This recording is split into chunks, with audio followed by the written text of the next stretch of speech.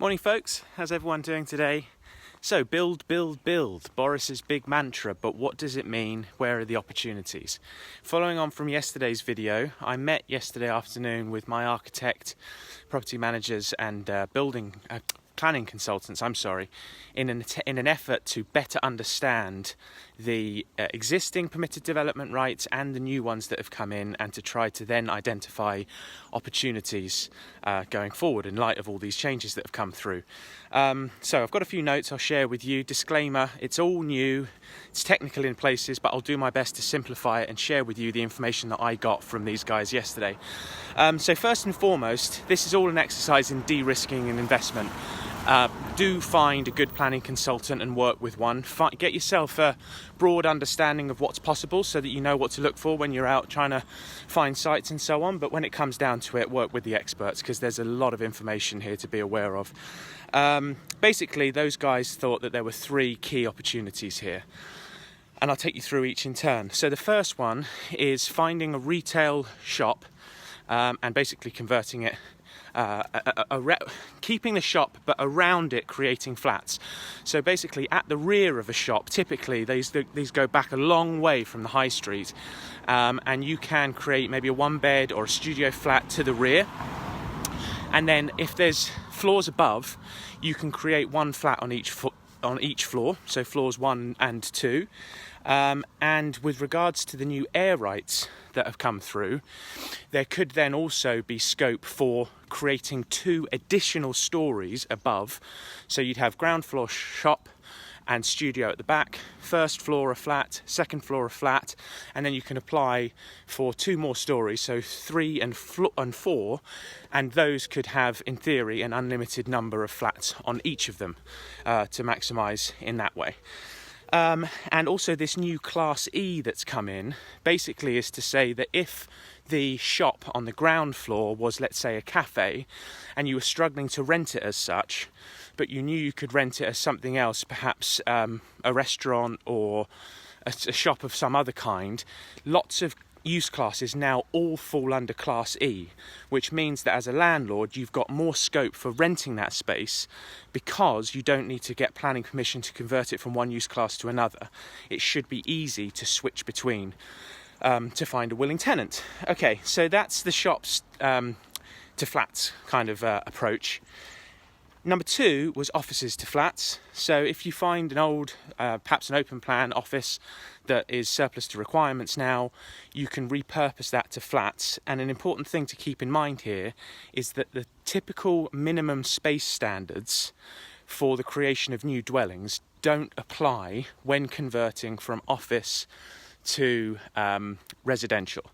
So you could, in theory, create as small a flat as you'd like, but there was a strong risk and warning against creating sort of rabbit hutch style homes that people don't want to live in, because 1, there's an ethical question. I mean, 2, look at the kind of things that Julian Maurice is proposing in terms of space utilisation and really making small spaces very livable, and that's possible. I've lived in small flats myself in London, and I went along for viewings. I thought I'll never live there, and actually the way they'd laid it out and done it was amazing, and it was a lovely home. So you can, if you had, let's say, 100 square metres, create, in theory, as many flats as you want. Perhaps also you could consider, if it's very high ceiling, having mezzanine levels within the flats to make the actual livable space bigger. So, there's things to think about there, but certainly an opportunity to be aware of. And the third opportunity that they identified was this scope for demolishing and rebuilding things. And they actually said to me, are you interested in that? I thought, well, yeah, why not? Let's get all the information on the table and then kind of create a strategy out of it, even if it's a little bit daunting at first. Within a mastermind network, you can always bump into people who are doing this stuff that have experience. So I think it's good to obtain all the knowledge before making a predetermination about which way to go. So basically, you are permitted to demolish. Now, apologies here. I know it's up to 1,000, but it's either square feet or square meters, so someone needs to fact check that. But you can demolish a building of that nature and then rebuild up to 6 stories, but a maximum of 2 more than what was originally there. In other words, if you've demolished a 2-storey building, you can rebuild up to a maximum of 4 stories. If it had been 1 originally, a maximum of 3, but if it was 6 originally, you can't go any higher because it's a maximum of 6 stories that you can go to. And within the scope of that new building that you create, I think you have free license as to what that would be. Perhaps a block of flats, perhaps homes, perhaps, whatever you want to do in essence. Right, a few more general points that I've got here. These new permitted development rights that are coming in, typically lots of stuff's been handled at a local council level in terms of decision making about what's possible and what isn't. But now that's being replaced by more of a national framework. And so the local councils may historically, for example, have resisted offices being converted to flats because they wanted to retain employment in their communities. But the fact that that's now a national piece of guidance or legislation means that they don't have the ability to overrule it. Certain powers remain in effect. So things like Article 4 and conservation areas, the restrictions on those zones still apply, and the national guidance won't overrule things in that area. So I think, again, obviously, you guys, I'm not a planning consultant, right? I'm working with one and relaying to you some of my key learnings. I guess the thing to do would be to get a really good planning consultant, and whenever you find a site, put it to them, get their feedback and see what's possible and what isn't, so you don't get any nasty surprises. But keep in mind that some things now are handled at a national level, some things at a local level. If you have a site in question, the best thing to do would probably be to secure it on an option, and then consult with your planning guy as to what's possible before you commit yourself and get a nasty surprise. Something else to touch upon briefly is air rights. So these are subject to prior approval, but the idea is that you can go 2 additional stories up on a building as part of a prior approval application.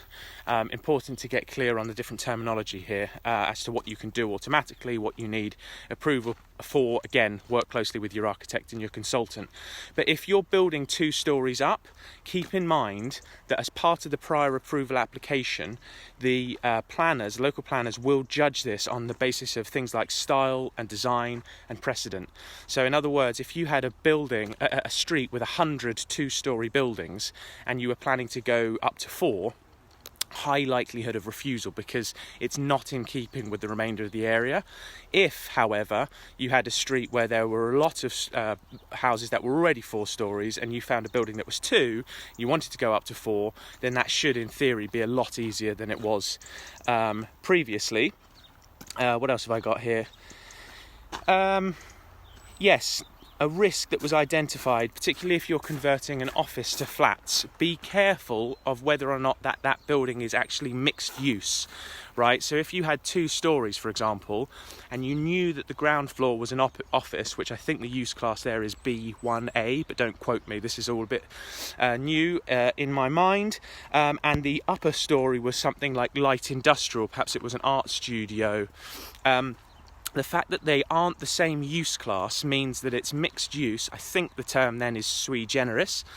And what that basically means is that you could be confronted with an immediate refusal if you attempted to convert that. He was telling a story about one of the planners went and had a conversation with the tenants in occupation at the time, and they kind of said, we're doing one thing, they're doing another, we share a bathroom. There's various technicalities that can come back and bite you, right? So just be really careful.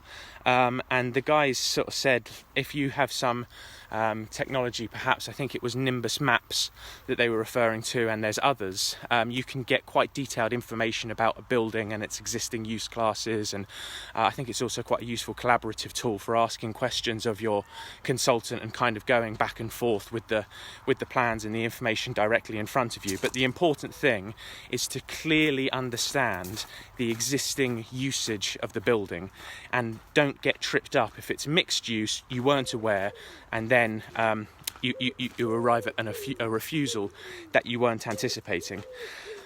Lots of information there. I've tried to cram it to keep it brief and high level. I'm actually receiving a follow-up doc in the coming days, which I anticipate will have a lot of information, and I need to go through that kind of, not with a magnifying glass, because I'm planning to utilise the knowledge of these experts rather than becoming one myself. But I would suggest, you know, a broad understanding, a working knowledge makes it easier to identify sites and find ways of doing things. So, look, I hope that's been a little bit useful for you guys. If you have any questions, please let me know. As I say, I'm not the expert, but this stuff is fresh in my head and I'm working on it as we speak. And I wish you all the very best of luck. I'd like for this to be a collaborative process as much as anything, so please do ask questions, put your comments below, and let's get a dialogue going, as we did yesterday, thanks to all those who did ask questions and make observations yesterday. All right, best of luck to everyone. Speak to you soon. Bye-bye.